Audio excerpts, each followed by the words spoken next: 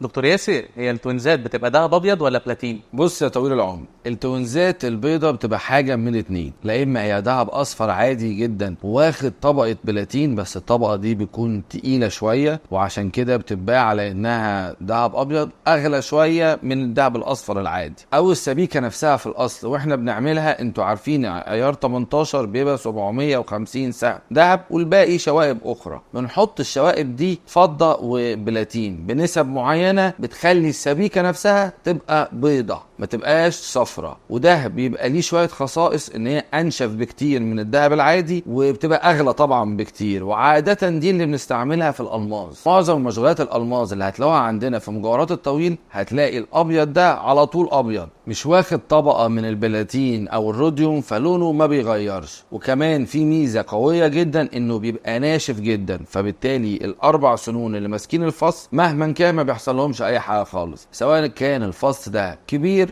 او صغير. انما بقى الذهب العادي الاصفر اللي بنطليه طبيعي جدا انه مع الوقت 6 شهور سنة حسب الاستخدام لازم لونه يرجع يصفر شوية، خاصة من تحت من الدبلة من تحت مكان الاستعمال. وبس كده، لو عندكم اي اسئلة تانية اكتبوها لنا في الكومنتس وانا هعمل لكم فيديو تاني نرد عليها. كان معاكم دكتور ياسر الطويل وده الجواهرجي. سلام.